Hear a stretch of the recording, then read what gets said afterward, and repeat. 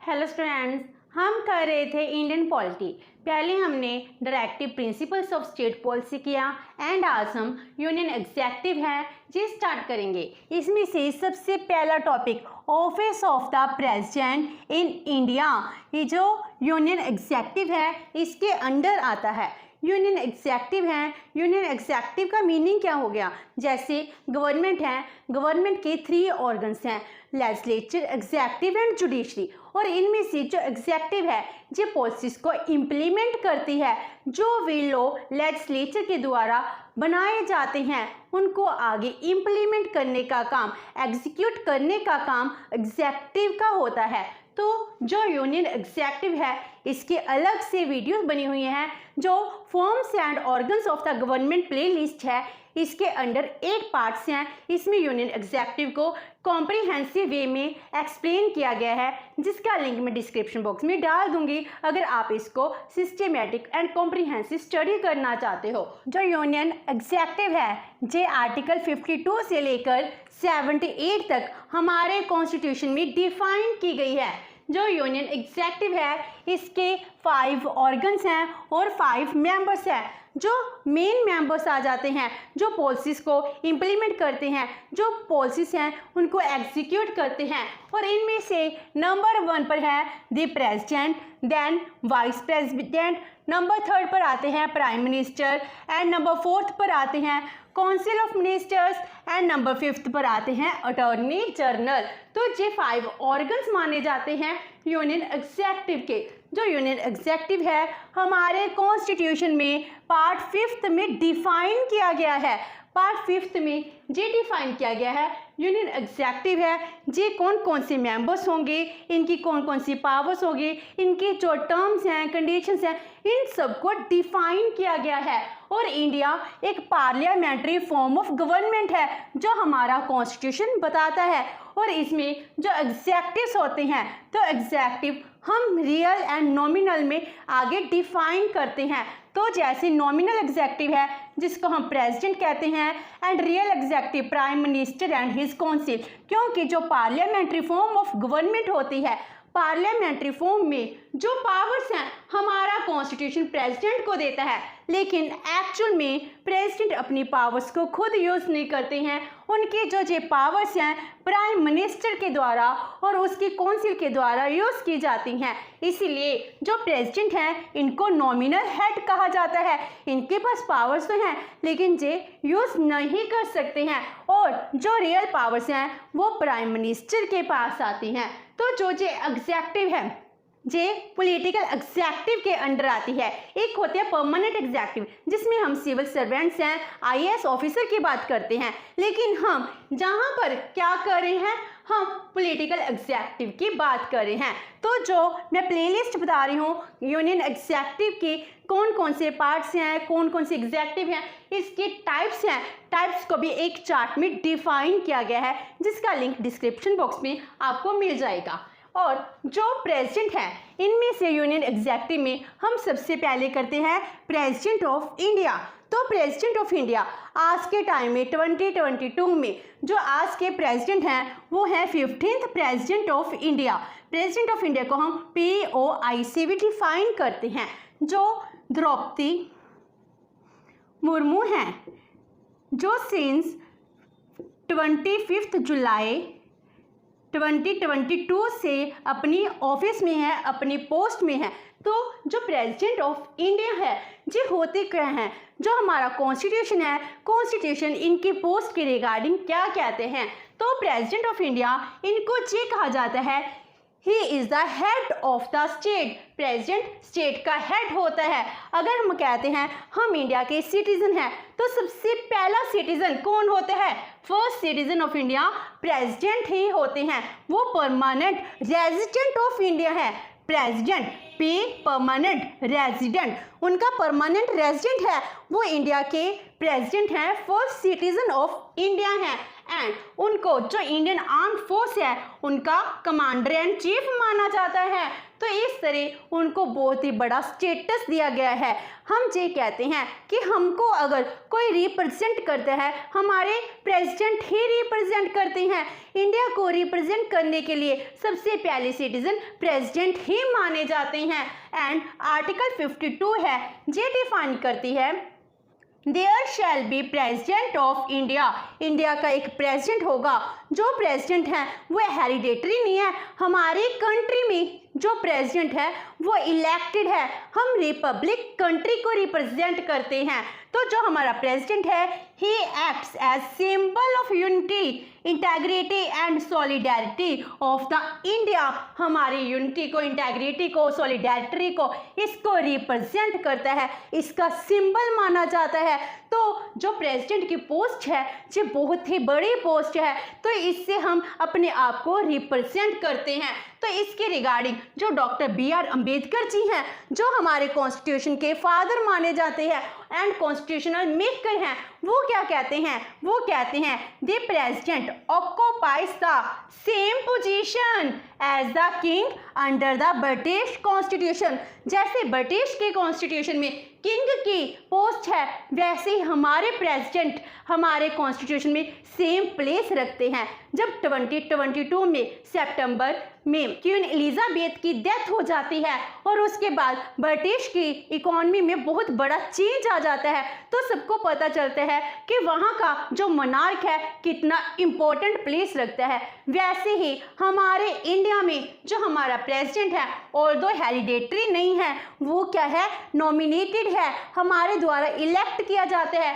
वो बहुत ही ज़्यादा इम्पोर्टेंट प्लेस रखता है। इस तरह हम आज के अपने जो प्रेसिडेंट हैं वहाँ के जो महारानी या राजा है उनके साथ ही कंपेयर कर सकते हैं।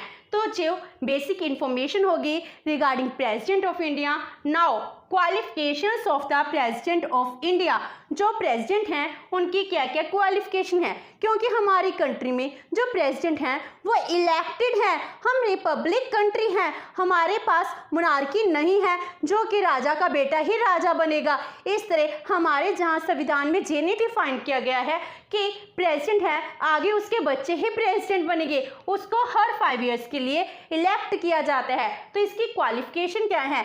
इसके लिए आर्टिकल 56 है वो ही डिफाइन करता है। ये कहते हैं जो प्रेसिडेंट है he must be citizen of India. Meaning अगर कोई बाहर से आया है हम उसको प्रेसिडेंट नहीं बनाएंगे, क्योंकि वो इंडिया का फर्स्ट सिटीजन है, हमको रिप्रेजेंट करता है, हमारे स्टेट का हेड माना जाता है और उसकी मिनिमम एज 35 ईयर्स होनी ही चाहिए। अगर वो इस ईयर से अबव है तभी जाकर उसको प्रेसिडेंट के लिए क्वालिफाइड माना जाएगा। मीनिंग इसका ये बनता है कि एक एक्सपीरियंस्ड पर्सन, मेच्योर पर्सन होना चाहिए जो इतनी बड़ी पोस्ट के लिए हम इलेक्ट कर रहे हैं। And all qualification prescribed for election as a member of Lok Sabha. जो लोकसभा के मेंबर बनने के लिए जो भी क्वालिफिकेशन होनी चाहिए वो सभी की सभी प्रेसिडेंट में होनी चाहिए, तब जाकर उसको प्रेसिडेंट हैं वो इलेक्ट किया जा सकता है। तो प्रेसिडेंसी की इलेक्शन के लिए उसकी क्वालिफिकेशन पर कुछ कंडीशंस हैं वो भी इम्पोज की गई हैं, जैसे he should not have the office of profit under government of India or any state government। Meaning वो किसी भी ऑफिस ऑफ प्रॉफिट में नहीं होना चाहिए। अगर वो गवर्नमेंट एम्प्लॉय है तो उसको अपनी जॉब छोड़नी पड़ेगी, या फिर उसको प्रेसिडेंट के इलेक्शन के लिए हम क्वालिफाइड नहीं मान सकती हैं, वो एलिजिबल नहीं माना जाएगा। एंड वो किसी भी हाउस का मेंबर नहीं होना चाहिए। अगर पार्लियामेंट के हाउस का वो मेंबर है तो उसको अपनी मेंबरशिप को छोड़ना पड़ेगा, तब जाकर ही वो एलिजिबल होगा कि वो प्रेसिडेंट बन सके। लेकिन जो स्टेट्स के गवर्नर हैं उनको नॉमिनेशन है, नॉमिनेशन फाइल करने पर कोई भी रोक नहीं लगाई गई है। इस तरह जी होगी क्वालिफिकेशंस ऑफ द प्रेसिडेंट। अब इसके बाद हम करते हैं इलेक्शंस ऑफ द प्रेसिडेंट। जो प्रेसिडेंट की इलेक्शन है वो कैसी होती है?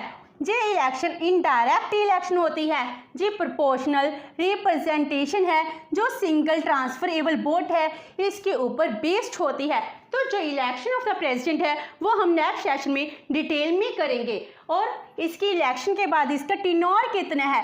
जो प्रेसिडेंट का टिनोर है वो 5 इयर्स की एक टर्म मानी जाती है और हमारा कॉन्स्टिट्यूशन है वो कॉन्स्टिट्यूशन कहता है कि प्रेसिडेंट को री इलेक्ट किया जा सकता है एनी नंबर ऑफ टाइम्स, तो उसको कितनी मर्जी टाइम इलेक्ट किया जा सकता है।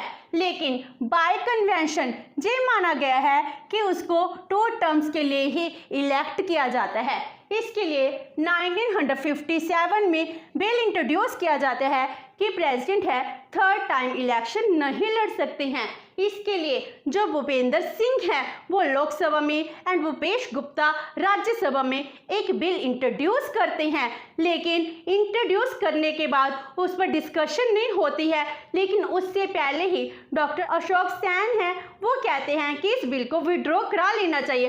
तो जो बिल को विड्रॉ करा लिया जाता है विदाउट एनी डिस्कशन, तो ये छोड़ दिया गया कि अगर 3rd टाइम एक प्रेसिडेंट इलेक्शन लड़ना चाहता है वो लड़ सकता है। लेकिन हमारे इंडिया में आज तक किसी भी प्रेसिडेंट ने 2 टर्म से ज़्यादा नहीं लड़ी हैं, वो 2 टर्म्स के लिए ही इलेक्ट हुआ है। तो ये कन्वेंशन ही बन चुकी है कि वो 2 टर्म्स के लिए ही इलेक्ट किया जाता है। लेकिन हमारे कॉन्स्टिट्यूशन में इस पर कोई भी रिस्ट्रिक्शन इम्पोज नहीं की है। Next is vacancy of the office of the president. Vacancy कि प्रेसिडेंट का ऑफिस है वो विकेट हो जाए, तो विकेट कब हो सकता है? On the expiry of his term, अगर उसकी टर्म 5 इयर्स की एक्सपायर हो जाती है या फिर हमारे प्रेसिडेंट की डेथ हो जाती है या प्रेसिडेंट हैं वो खुद ही रिज़ाइन कर देते हैं, तो वो अपना जो रेजिग्नेशन है वाइस प्रेसिडेंट को देते हैं या फिर हमारे प्रेसिडेंट को इम्पीचमेंट मोशन के थ्रू रिमूव किया जा सकता है।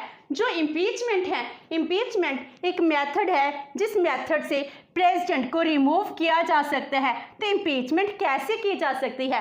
तो इम्पीचमेंट के लिए ये कहा जाता है अगर प्रेसिडेंट हैं वो कॉन्स्टिट्यूशन को वायलेट करते हैं तब जाकर इम्पीचमेंट मोशन है उनके अगेंस्ट पास किया जा सकता है। तो इसके लिए जो पार्लियामेंट है, पार्लियामेंट को ही ये पावर दी गई है इम्पीचमेंट के अगेंस्ट रेजोल्यूशन लेकर आए। तो कोई भी हाउस, इधर हाउस ऑफ द पार्लियामेंट, चाहे राज्यसभा है चाहे लोकसभा है, it can charges against the president. तो जो प्रेसिडेंट के अगेंस्ट चार्जेस हैं किसी भी हाउस में इनिशिएट किए जा सकते हैं। एंड जब इम्पीचमेंट रेजोल्यूशन पास करने हैं उससे पहले 14 डेज का नोटिस निकालना होगा। और जो इम्पीचमेंट मोशन है कि हम इम्पीचमेंट लाना चाहते हैं, इसके लिए जितने भी हाउस के मेंबर हैं, प्रेजेंट मेंबर की बात नहीं करें, आज के टाइम में जितने लोकसभा के मेंबर हैं, जैसे हम कह रहे हैं इस लोकसभा में 543 मेंबर्स हैं, तो उनका 1/4 मेंबर्स हैं, अगर वो साइन करेंगे तभी जाकर इम्पीचमेंट मोशन है वो लाया जा सकता है। तो अब इम्पीचमेंट मोशन आया है, इसको जब पास करना है, ये रेजोल्यूशन कैसे पास होना चाहिए? By 2/3 majority of that house, meaning उसकी जितने भी मेंबर्स हैं उन मेंबरशिप के 2/3 मेजॉरिटी 66% जो एमपीस हैं वो ये चाहते हो कि प्रेसिडेंट को रिमूव करना है, तब जाकर रेजोल्यूशन को पास माना जाता है। अगर मान लो लोकसभा में रेजोल्यूशन पास हो गया, अब किस में जाएगा? राज्यसभा में। अब जे राज्यसभा में जाते हैं, जब सेकंड हाउस में जाता है तो जो भी चार्ज प्रेसिडेंट के अगेंस्ट लगाया गया था उन पर इन्वेस्टिगेशन होती है, investigation in the other house. And जब इन्वेस्टिगेशन होती है इसमें प्रेसिडेंट को भी राइट दिया गया है कि वो उस हाउस में अपीयर हो, जो भी अपना पक्ष है वो बताए, तो उसके बाद ही डिसीजन लिया जाता है। जब इन्वेस्टिगेशन खत्म हो जाती है, अगर उस हाउस को लगता है कि जो प्रेसिडेंट है इसको रिमूव करना चाहिए तो फिर वो रेजोल्यूशन पास कर देते हैं। अगर 2/3 मेजॉरिटी के साथ रेजोल्यूशन पास हो गया तो माना जाएगा कि प्रेसिडेंट को रिमूव कर दिया गया है, तो जो रेजोल्यूशन है वो पास हो गया। तो इस तरह प्रेसिडेंट को रिमूव करने की जो प्रोसेस है बहुत ही ज़्यादा डिफिकल्ट मानी गई है। लेकिन कुछ पर्सन्स हैं इसको क्रिटिसाइज करते हैं क्योंकि वो कहते हैं वायलेशन ऑफ द कॉन्स्टिट्यूशन। आपने ये बात बता दी, लेकिन वायलेशन कैसे होगी इसको भी अच्छे से डिफाइन करना चाहिए, इसीलिए एक वेग कंसेप्ट बन गया। जो इम्पीचमेंट का मोशन है, सिर्फ इसमें पार्लियामेंट के मेंबर्स हैं वो ही इंक्लूड है, लेजिस्लेचर का कोई भी रोल नहीं है। जब हम इलेक्ट करते हैं उस टाइम लेजिस्लेचर का रोल था, इस टाइम लेजिस्लेचर को इनवाइट ही नहीं किया गया है। तो इस तरह इसको बहुत बार क्रिटिसाइज भी किया जाता है। एंड जब ऑफिस है वो विकेंट हो गया, तो ये वैकेंसी के बाद उसके बाद सक्सेशन किसकी होगी, कौन प्रेसिडेंट बनेगा, क्योंकि हो सकता है इमीडिएटली प्रेसिडेंट ना इलेक्ट किया जाए, इसमें कुछ टाइम प्रोसेस है वो तो भी होती है। तो सक्सेशन ऑफ द प्रेसिडेंट, इसके लिए प्रेसिडेंट सक्सेशन एक्ट है वो पास किया गया था 1969 में। तो जब भी प्रेसिडेंट का ऑफिस विकेंट होता है उसके बाद सबसे पहले जो वाइस प्रेसिडेंट है वो क्या बन जाते हैं, एक्टिंग प्रेसिडेंट। वो एक्चुअली प्रेसिडेंट नहीं बनते, वो क्या होते हैं, एक्टिंग प्रेसिडेंट बनते हैं। अगर वाइस प्रेसिडेंट भी प्रेजेंट नहीं है, उनका ऑफिस भी विकेंट है, तो जो हमारे नंबर 2 पर आते हैं चीफ जस्टिस ऑफ इंडिया है वो क्या बन जाएंगे, एक्टिंग प्रेसिडेंट। अगर मान लो ये ऑफिस भी विकेंट है, चीफ जस्टिस भी नहीं है, तो नंबर 3 पर आते हैं नेक्स्ट सीनियर मोस्ट जज, वो क्या बन जाते हैं, एक्टिंग प्रेसिडेंट बन जाते हैं। तो इस तरह जो प्रेसिडेंट है, प्रेसिडेंट का ऑफिस कभी भी विकेंट नहीं होता है। और इसके बाद आती है सैलरी एंड अलाउंसेस में जो प्रेसिडेंट है, प्रेसिडेंट को बहुत ही अच्छी सैलरी दी जाती है और उनका जो रेजिडेंट है वो है राष्ट्रपति भवन, जो सबके लिए अट्रैक्शन का पॉइंट बन जाता है। जो हमारे प्रेसिडेंट हैं, प्रेसिडेंट को approximate 5 lakh per month salary दी जाती है। अगर हम पूरे ईयर की बात करते हैं वो अप्रोक्सीमेट 67,50,000 बन जाता है, क्योंकि इसमें अदर अलाउंसेस हैं वो भी इंक्लूड हो जाते हैं अकॉर्डिंग टू 2022। तो इसके अलावा जब भी हमारे प्रेसिडेंट हैं वो रिटायर्ड होते हैं उसके बाद भी उनको 1.5 लाख की पेंशन दी जाती है पर मंथ। एंड इसके अलावा बहुत सारे अलाउंसेस हैं वो भी दिए जाते हैं, जैसे उनके स्पाउस हैं उनको 30,000 पर मंथ दिया जाता है एज ए सेक्रेटेरिएट असिस्टेंट। और इसके अलावा जो स्टाफ है, स्टाफ का एक्सपेंसेस 6,000 दिया जाता है, फ्री ट्रैवल दिया जाता है बाय एयर और by train with his companion. इस तरह जो हमारे प्रेसिडेंट हैं, प्रेसिडेंट को बहुत ज़्यादा सर्विसेज अलाउंसेस दिए जाते हैं और पोस्ट रिटायरमेंट के बाद भी दिए जाते हैं। उनको फुल फर्निश्ड बंगला दिया जाता है after the retirement. And last one is special privileges to the president. जो हमारे प्रेसिडेंट हैं उनको कौन कौन सी स्पेशल प्रिविलेजेस हैं वो दी जाती हैं। फर्स्ट वन, जो उनको पावर्स दी गई हैं, कॉन्स्टिट्यूशन में बहुत सारा पावर दी गई हैं और अपनी पावर को यूज करने के लिए he is not answerable to any court of law for the exercise of his power. अगर वो अपनी पावर यूज कर रहे हैं किसी भी कोर्ट ऑफ लॉ का आंसरेबल नहीं है। जब तक वो प्रेसिडेंट हैं तब तक उनको अरेस्ट नहीं किया जा सकता, नॉर क्रिमिनल प्रोसीडिंग है वो इनिशिएट की जा सकती है। जब वो रिटायर हो जाएंगे तब तो की जा सकती है, लेकिन जब तक वो ऑफिस में है ना ही अरेस्ट किया जा सकता है ना ही क्रिमिनल प्रोसीडिंग है वो स्टार्ट की जा सकती है। अगर कोई सिविल प्रोसीडिंग करनी है वो की जा सकती है। इसके लिए क्या है, 2 मंथ्स का प्रायर नोटिस है वो देना पड़ेगा, तब जाकर सिविल प्रोसीडिंग स्टार्ट हो सकती है। इस तरह प्रेसिडेंट को बहुत ज़्यादा प्रिविलेजेस भी दी गई हैं। हमारे कॉन्स्टिट्यूशन में जो हमारे प्रेसिडेंट की पोस्ट है ये बहुत ही इंपॉर्टेंट पोस्ट मानी जाती है। जो प्रेसिडेंट की इलेक्शन है वो इससे भी ज़्यादा इंपॉर्टेंट है, जो हम अपने नेक्स्ट सेशन में देखेंगे। होप सो कि आपको ये सेशन अच्छा लगा होगा। अगर आपकी कोई क्वेरी है तो post in comment box and video अच्छी लगी तो please like and share with your friends. Thank you so much and have a nice day.